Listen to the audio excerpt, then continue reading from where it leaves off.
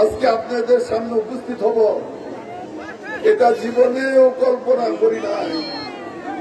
জীবনেও কল্পনা করি নাই জেলখানার অভ্যন্তরে বসে বসে যে ভোগপুরের মানুষের সাথে আবার দেখা হবে, আবার কথা বলতে পারবো, আবার একত্র জনসভা করতে পারবো, এটা জীবনেও কল্পনা করতে পারি নাই।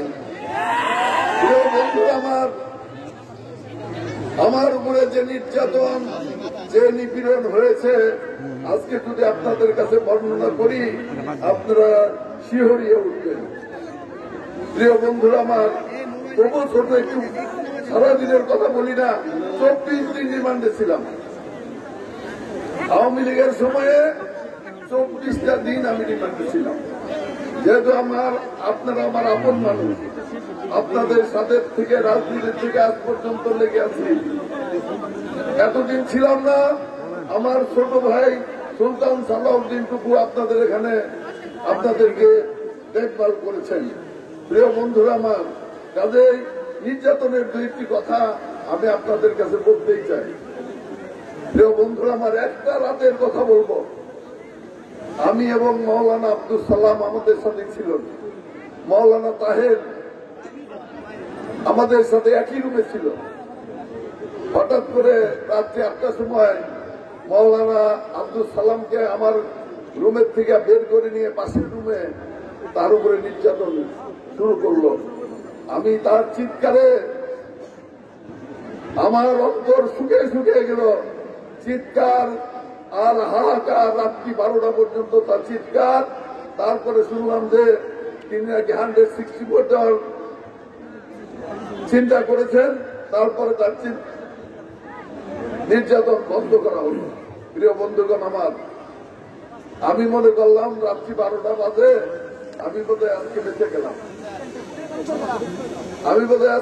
গেলাম। আমি একটু ঘুমানোর ভান করেছি।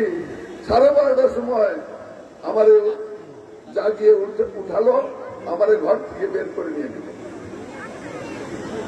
ঘর থেকে বের করে নিয়ে কোথায় নিয়ে গেল আমি জানি না। সারা রাত্রি আমার উপরে নির্যাতন করা হয়েছে। 2 বার আমি অজ্ঞান হয়ে পড়ে গেছি। শেষের বার যখন অজ্ঞান অবস্থায় পড়েছিলাম, হঠাৎ করে আজানের শব্দ পেলাম। আমি তখন মনে করলাম যে আমার রাত্রি শেষ হয়েছে। কিছুক্ষণ পরে আমাকে ধরে গাড়িতে উঠানো হলো। আমি পানির জন্য হাহাকার করলাম, আমাকে পানি দেওয়া হলো না। তারপরে যখন আমাকে সিআইডি অফিসে নিয়ে যাওয়া হলো, একটা রুমে বসানো হলো, কিন্তু আমাকে পানি দেওয়া হলো না। 10 মিনিট পরে পানি দেওয়ার অর্ডার হলো। 10 মিনিট পরে পানি খেলাম। তারপরে আমার পায়খানা প্রস্রাবের ব্যাগ হলো। আমি পায়খানা প্রস্রাব করতে গিয়ে দেখি আমার মুখ দিয়ে বমি করলাম শুধু রক্ত, পায়খানার সাথে রক্ত, প্রস্রাবের সাথে রক্ত।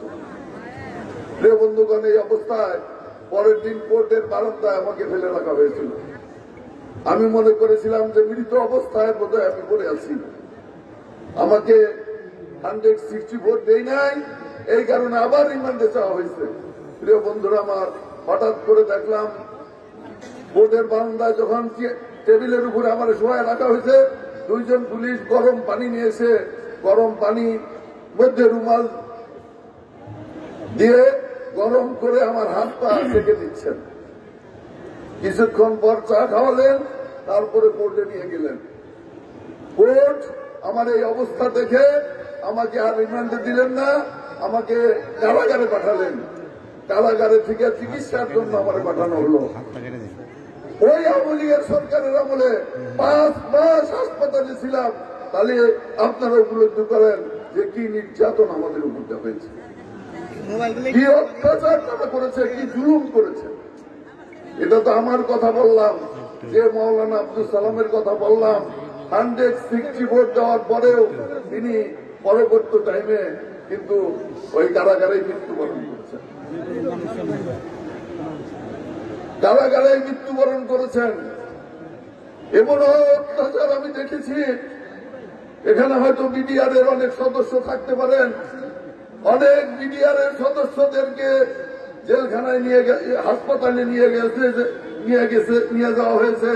আমি দেখেছি যে ড্রিল মেশিন দিয়ে কাঠ সিদ্ধি করে সেই ড্রিল মেশিন দিয়ে তার হাঁটু সিদ্ধি করে দেওয়া হয়েছে, বুকের পিঠের পাঁজর সিদ্ধি করে দেওয়া হয়েছে। পরে কাটতে কাটতে 7 দিন 10 দিন পরে মৃত্যুবরণ করেছে। এই ছিল আওয়ামী লীগের অত্যাচার, আওয়ামী লীগের নির্যাতন, আওয়ামী লীগের জুলুম। প্রিয় বন্ধুরা আমার, শুধু বলতে চাই যে জুলুম অত্যাচার পরম করুণাময় আল্লাহ তাআলা দেখেন, কিন্তু ছেড়ে দেন না, ছেড়ে দেয় নাই। সেই জুলুমবাজ হাসিনাকে দেশ থেকে পালাতে বাধ্য হতে হয়েছে। কাজেই জুলুম অত্যাচার নির্যাতন বেশি দিন টিকে না। এই নির্যাতন করে নাই, আপনারা এখানে জানেন। আমার স্ত্রী বক্তৃতা দিল, তাকেও একটি মামলায় গ্রেপ্তার করার জন্য, তিনি একজন সরকারি কর্মচারী ছিলেন, স্কুলের হেডমাস্টার, গভর্নমেন্ট স্কুলের, তাকে গ্রেপ্তার করার জন্য মামলা দেওয়া হয়েছিল। পলাতক জীবনযাপন করেছেন।